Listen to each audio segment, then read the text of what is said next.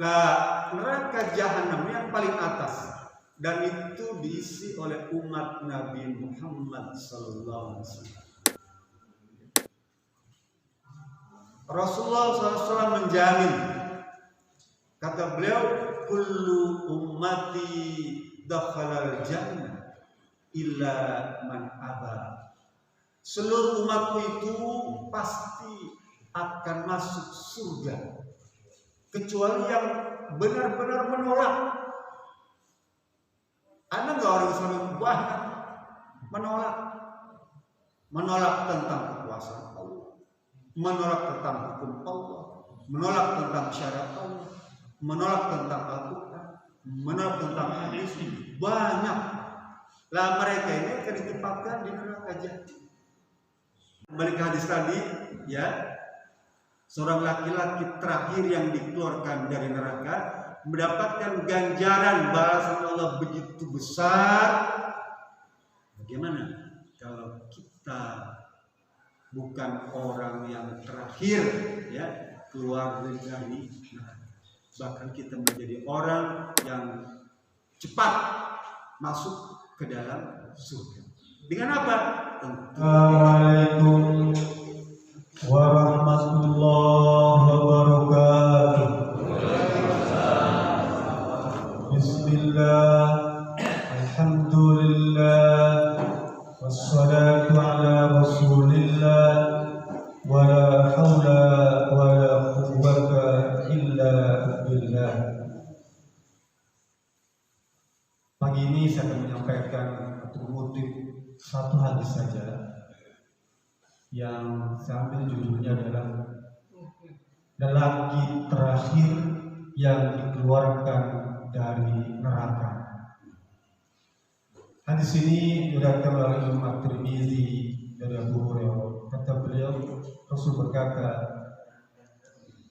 "Inni la a'rifu akhira min ahli nari khuruja rajulun yakhruju minha zafan fayuqalu lahu intaliqu fadkhul jannah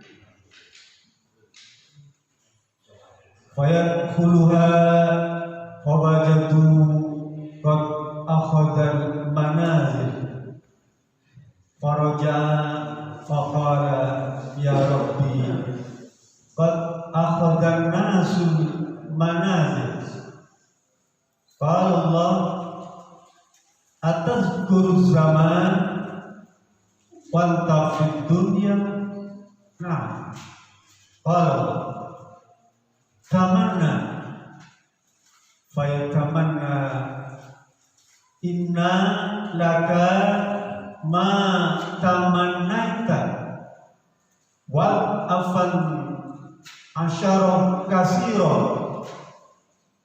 Qala ya rabbi atas kharubi wal tarman. Fadhika Rasulullah sallallahu alaihi wasallam. Hadis sahih.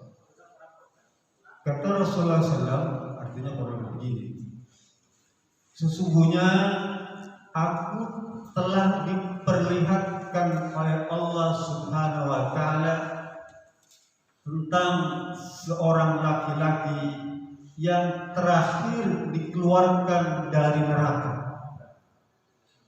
Laki-laki itu berjalan merangkak dari neraka itu keluar. Lalu Allah berkata, "Hei fulan, cepat kamu keluar dari neraka, ya, cepat, dan masuklah surga." Kemudian laki-laki itu masuk ke dalam surga, tapi ternyata surga itu sudah penuh, Pak. Sudah tidak ada tempat lagi, penuh. Kayak sekarang rumah sakit tuh, ya, sudah tidak terima pasien lagi, fully booked.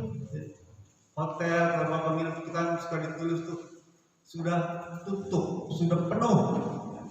Nah, surga pun begitu, Pak.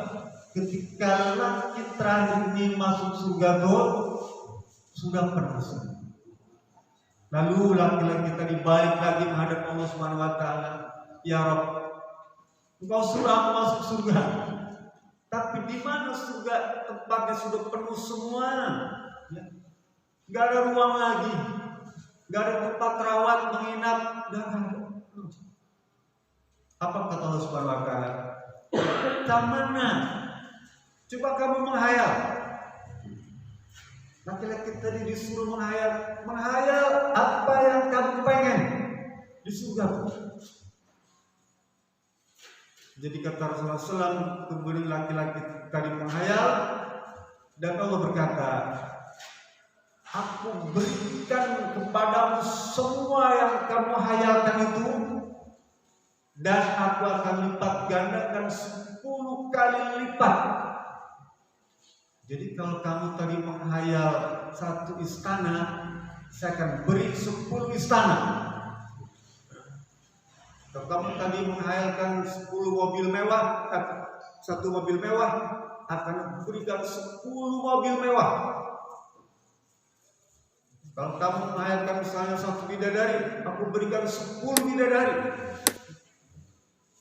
Kalau kamu pengen 1 mobil bis yang panjang 5 situ, kayak mobil anti pelurunya Joe Biden tuh, ya pintunya 4. Sekarang kasih padamu mobil yang lebih mewah lagi, pintunya 40.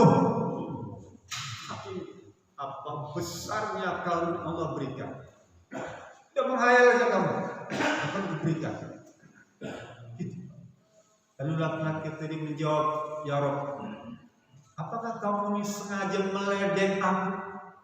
Karena engkau adalah raja penguasa alam semesta. Jadi dianggapnya Allah itu ngeledek dia, Pak. Ngeledek laki-laki tadi. Kemudian Rasulullah SAW tertawa terbahak-bahak ketika menceritakan tentang hadis ini. Hadis yang bercerita tentang seorang laki-laki yang terakhir keluar dari neraka. Udah pada berlebat. Udah bonyok atau orang banyak. Jangan kita kalau tanya orang pernah ketangkep tuh ya curi ayam itu bonyok, Pak. Apalagi di neraka. Kata Rasulullah, inna ahwana adzabal finnar, sesungguhnya siksaan neraka yang paling ringan. Tuh yang paling ringan nih, seperti seorang berdiri di atas batu panas tuh. Arang tuh, Pak. Arang dulu zaman kita kecil itu kan pakai arang segancap jago tuh yang panas tuh. Arangnya membara tuh diinjak ya pegangan. Diinjak dengan 2 kaki itu, maka otak kita mendidih. Yang lidi maruh mendidih otak kita. Kemudian bola mata keluar. Cairan darah anak keluar dari telinga, dari hidung, dari mulut, bahkan ada usus yang terburai. Itu siksaan neraka yang paling ringan. Bahkan dia menganggap ini orang yang disiksa paling ringan ini, dia mengira itu merupakan siksaan yang paling berat. Padahal itu adalah siksaan yang paling ringan. Siapa di antaranya yang mendapatkan siksaan semacam ini? Kata para ulama, paman Rasulullah SAW. Di antara. Lah kembali ke hadis tadi. Kalau orang yang terakhir masuk neraka tadi sudah begitu, ya, artinya berat siksaannya tuh, ya.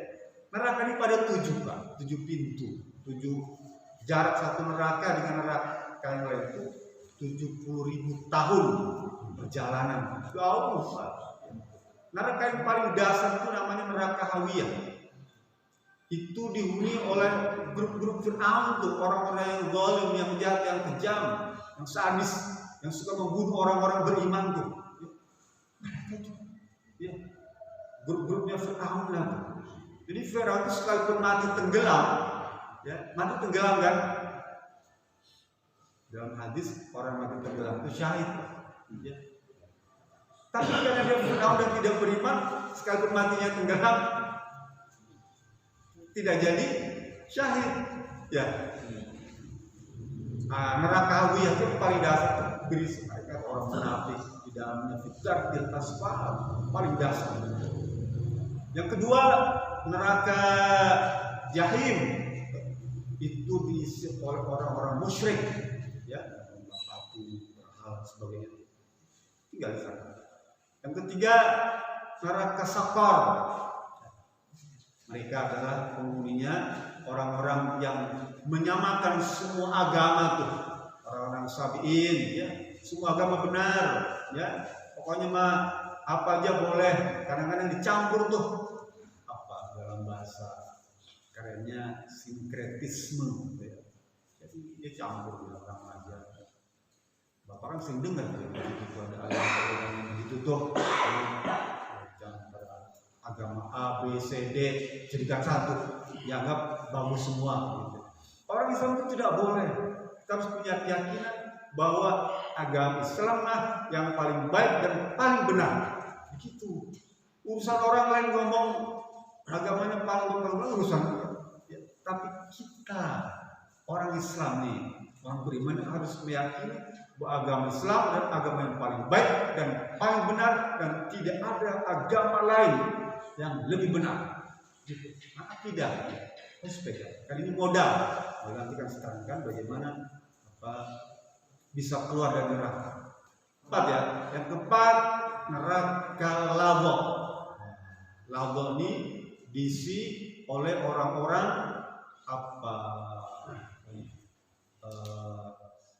majusi, penyembah api, ya, dan iblis, setan.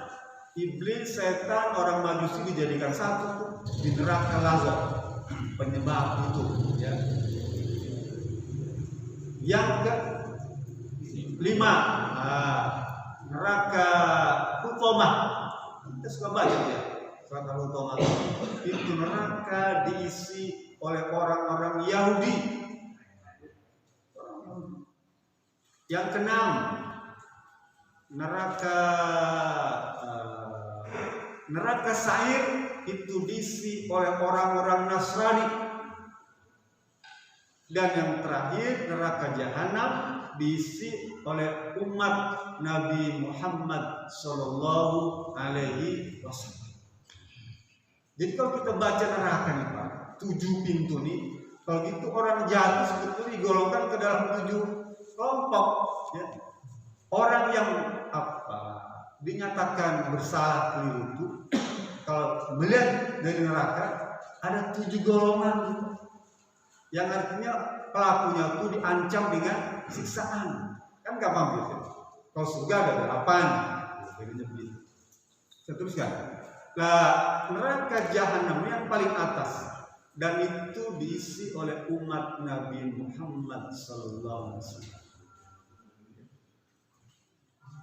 Rasulullah SAW menjamin, kata beliau, kullu ummati dakhalal jannah illa man aba. Seluruh umatku itu pasti akan masuk surga, kecuali yang benar-benar menolak. Ada nggak orang Islam yang banyak menolak tentang kekuasaan Allah, menolak tentang hukum Allah, menolak tentang syariat Allah, menolak tentang Al-Quran, menolak tentang hadis. Banyak. Lah mereka ini akan ditempatkan di neraka Jahanam. Lalu kemudian setelah beberapa ribu tahun itu Pak, dan kitab Tahmirul Ghafir ini diterangkan, puluhan ribu tahun orang kaum Nabi Muhammad itu disiksa. Sampai Rasul itu kalau mendengar ada umat Muhammad dapatkan siksa, dia sedih, menangis, sampai minta pada malaikat, Malik itu tolong cari ya, umatku yang baik. Dan terakhir kata Rasulullah, tolong carikan umatku yang ada dalam kalbunya sebesar biji zarah, sebesar atom, tentang keyakinan pada Allah Subhanahu wa Ta'ala. Dicari. Allah perintahkan kepada malaikat Malik, coba cari, atau malaikat Zabaniyah, yang tukang mixado, cari di antara mereka yang ada sebesar biji zarah dalam kolbunya itu keimanan. Pernah mengucapkan kata La ilaha illallah. Ada ternyata. Salah satunya laki-laki yang terakhir dikeluarkan itu. Masuklah berarti. Lah, kalau laki-laki terakhir yang masuk keluar dari neraka mendapatkan perlakuan Allah Subhanahu wa taala begitu besarnya, ya, apa yang dia hayalkan pasti Allah berikan dan dilipat gandakan 10. Bagaimana dengan orang yang tidak pernah masuk neraka? Yang di alam kuburnya dia setiap pagi diperlihatkan tentang surga. Pagi dan petang di alam kubur ini Allah perlihatkan surga tuh pagi sore itu. Tempat tidur alas yang dingin itu padu itu berubah jadi karpet merah dan sutra. Ruangan yang sempit itu jadi lapang. Ini cerita alam kubur yang dekat nih. Besok, minggu depan, tahun depan, 5 tahun lagi, 10 tahun lagi, kita pasti akan melalui itu. Karena wa idza jaa ajaluhum la yastakhiruna sa'atan wa la yastaqdimun. Jika datang ajal, maka dia tidak bisa dimajukan sedikit pun atau dimundurkan sedikit pun, tidak bisa. Ya Allah, tolong saya tunda kematian saya minggu depan, tahun depan, 5 tahun lagi. Gak bisa. Ya Allah, tolong percepat kematian saya karena saya sudah tidak kuat lagi. Tidak bisa. Jika datang waktunya, jajan, gagah, tes PCR, keren, hartanya melimpah, pasangannya cantik, luar biasa, pangkat tinggi, gak ada yang menduga. Datang waktunya, hari itu, Yaumul Fajar, kematian yang mendadak. Banyak nih zaman bencana semacam itu. Banyak kematian al-mautul fajaah, kematian yang mendadak, tidak sempat mengucapkan tahlil, apalagi minta maaf kepada tetangga. Kalau cerita takut ditangkap saya, banyak. Sekarang nih al-mautul fajaah, kematian yang mendadak. Oleh karena itu kita nih Pak yang masih punya kesempatan hidup mungkin sampai besok, sampai minggu depan, bulan depan, tahun depan, 5 tahun lagi, 10 tahun lagi, syukuri dan perbanyak istighfar pada Allah Subhanahu wa taala dan perbanyak baca tahlil la ilaha illallah. Itu yang Allah keluarkan, itu yang terakhir. Jadi kalau kita misalnya tidak sempat mendapatkan siksa kubur, di padang mahsyar kita mendapatkan perlindungan dari Allah Subhanahu wa taala, termasuk 7 golongan itu. Ya. Di Siratul Mustaqim kita termasuk orang yang menyeberanginya seperti kilat, seperti kuda terbang, seperti larinya kuda, seperti burung berjalan cepat di Siratul Mustaqim. Maka kita termasuk orang yang beruntung karena kita punya kesempatan tambahan usia. Beruntungnya kita. Kata Rasulullah SAW dalam hadis riwayat Abu Hurairah, Bukhari Muslim, kata beliau, man qala sabbaha lillah salasan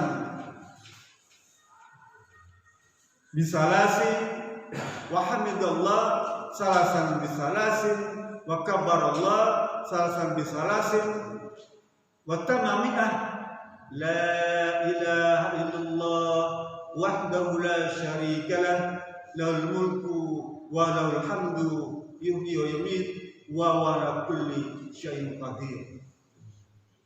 Barang siapa yang membaca sambil sholat nih, membaca subhanallah 33 kali, alhamdulillah 33 kali, Allah Akbar 33 kali, dan disempurnakan 100 dengan la ilaha illallah wahdahu la syarikalah lahul mulku walahul hamdu yuhyi wa yumiit wa huwa ala kulli syai'in qadir.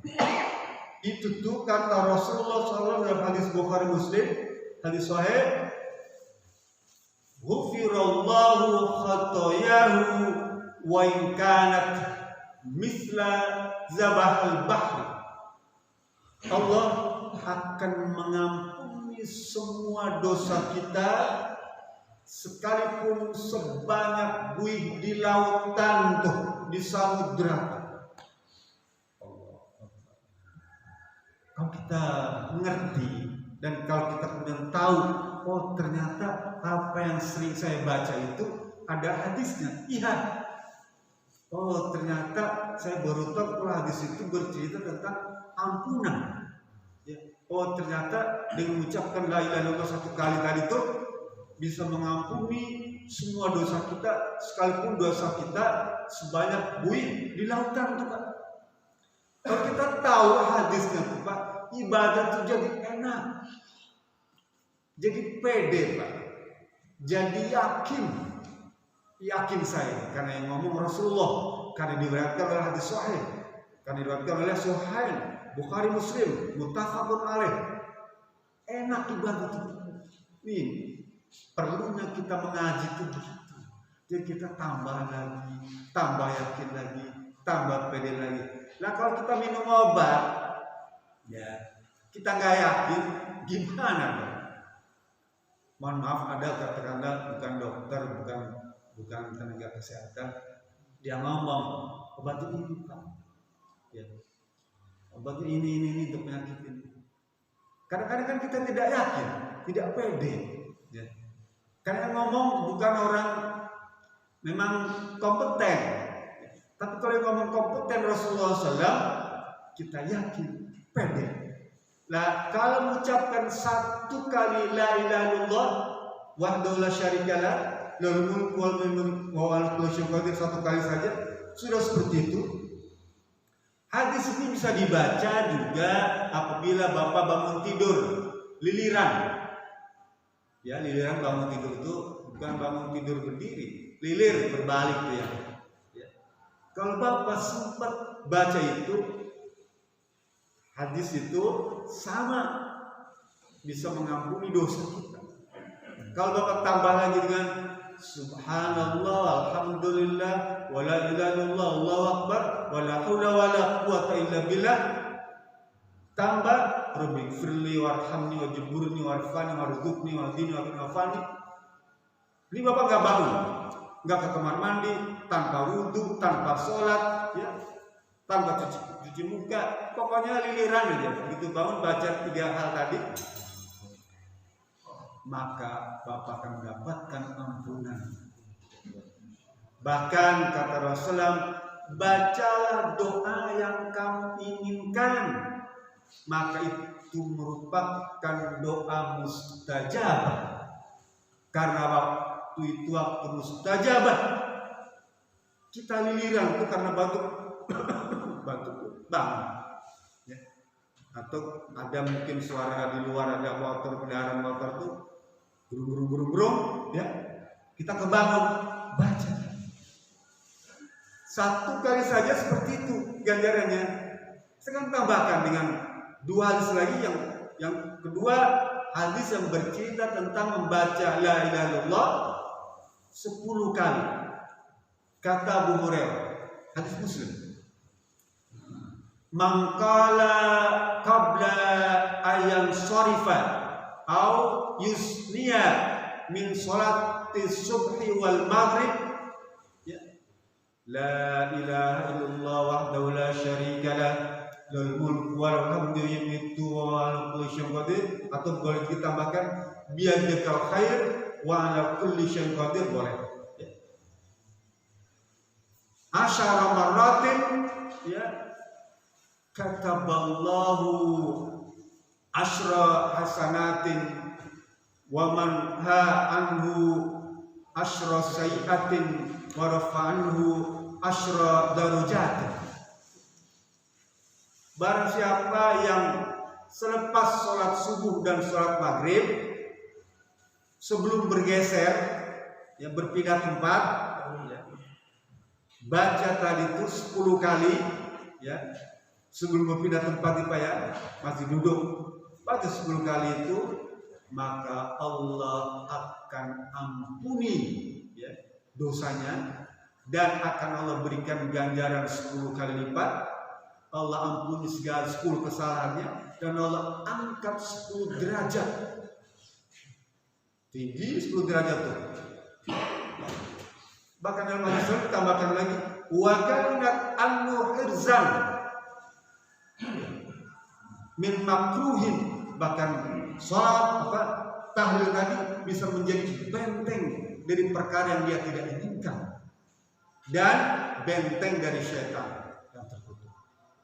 Dua dia amalan dia sama. Saya pilih amalan yang Bapak gampang mengerjakan. Kan ini kan semua orang pasti hafal. Ngomong la ilaha illallah kan hafal kan semua. La ilaha illallah Muhammadur Rasulullah itu semua hafal. Itu hurufnya ada 24 gitu. Kalau Bapak sambung la ilaha illallah Muhammadur Rasulullah itu 24 huruf. Kata para ulama itu sama dengan 24 jam. Ya. Setiap huruf yang Anda baca itu menyelamatkan kau 1 jam. Bahkan ini kalau kita runut ke atas ada sumber hadis yang sedikit dhaif dari Ibnu Mas'ud. Yang ketiga, kalimat yang sama jika Bapak baca yang pertama tadi 10 ya. 10 sholat subuh dan sholat maghrib. Kata Imam Ahmad boleh juga dibaca pada selepas sholat asar. Jadi maghrib, subuh, asar itu boleh Bapak baca tahlil tadi 10 kali. Saya tambahkan satu hadis lagi yang apabila dibaca dalam satu hari atau malam 100 kali. Man qala la ilaha illallah ya mi'ata marratin fi kulli yawmin wa naharin, barang siapa yang membaca la ilaha illallah 100 kali pada siang dan malam hari, sekali saja 100 kali itu, maka Allah berikan ganjaran kepada dia setara dengan membebaskan 10 orang budak besar, mendapatkan ganjaran 100 kali lipat itu besar, mendapatkan ampunan 100 kesalahan, bahkan mendapatkan perlindungan dari Allah Subhanahu wa taala selama 1 hari itu dari perkara yang kita tidak senangi. Apa yang kita tidak senangi?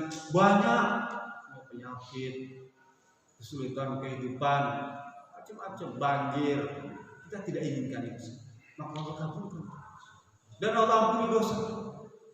Dan Allah buatkan benteng dari dari gangguan setan. Kalau kita bisa baca 100. Kalau gitu cuma baca tahlil aja banyak. Ya, dan inilah yang menyelamatkan kita. Bahkan setiap orang yang bisa mengucapkan tahlil pada akhir kehidupannya dia jadikan surga. Ya. Enak gitu jadi orang Islam.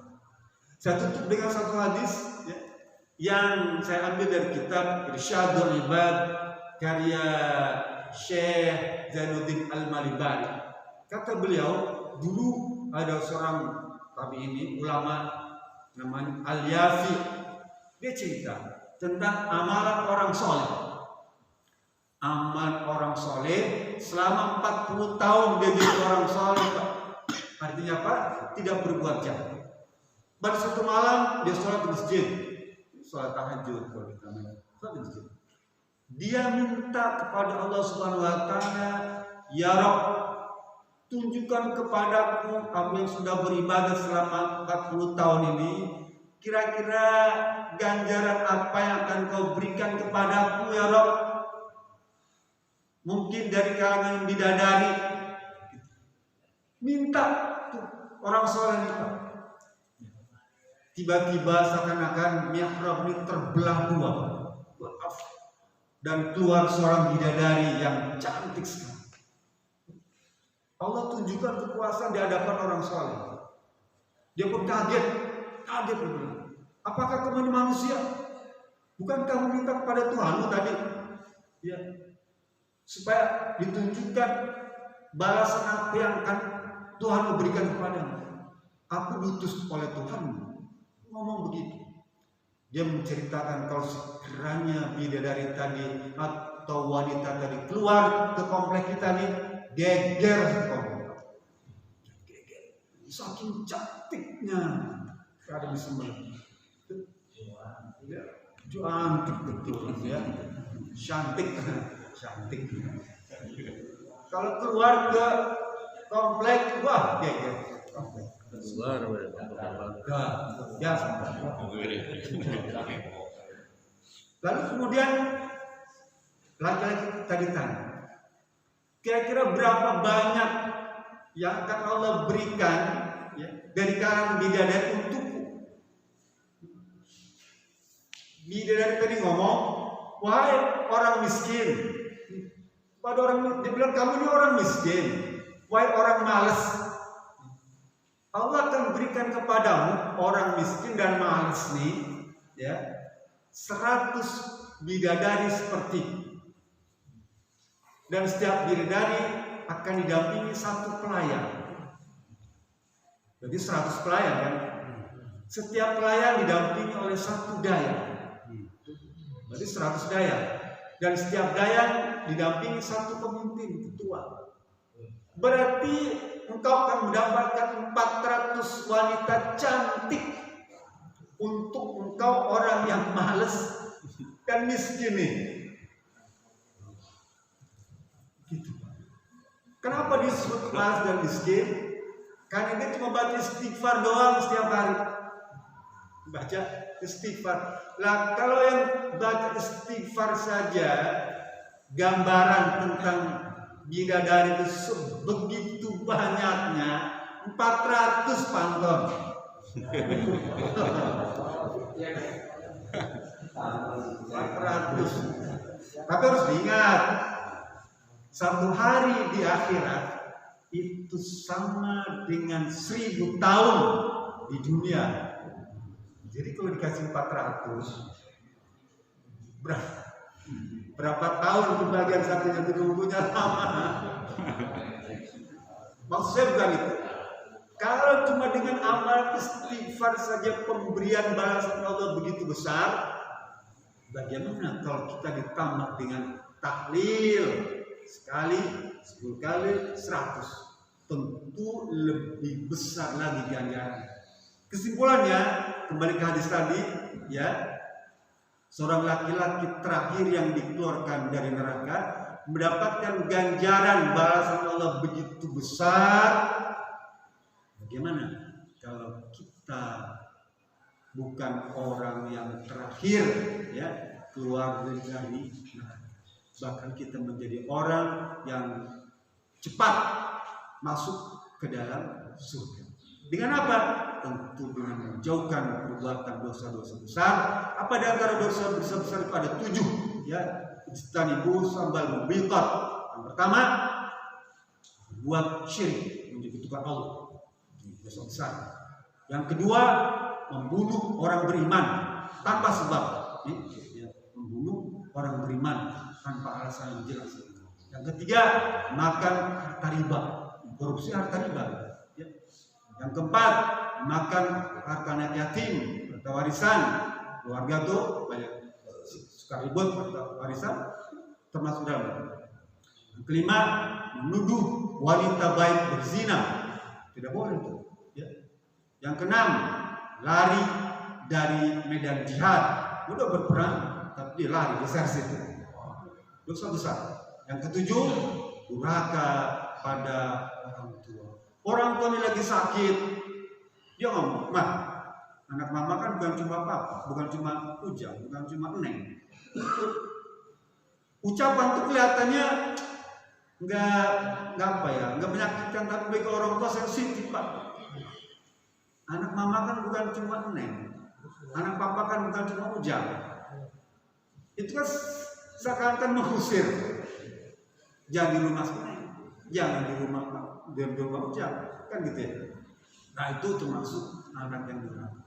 7 dosa besar yang harus kita hindari agar kita bisa masuk surga tanpa hisab. Amin. Itu saja bisa saya sampaikan. Lebih kurang mohon maaf. Fattaqullaha mastata'tum wa la minkum billahi bisabilillah. Assalamualaikum warahmatullahi wabarakatuh.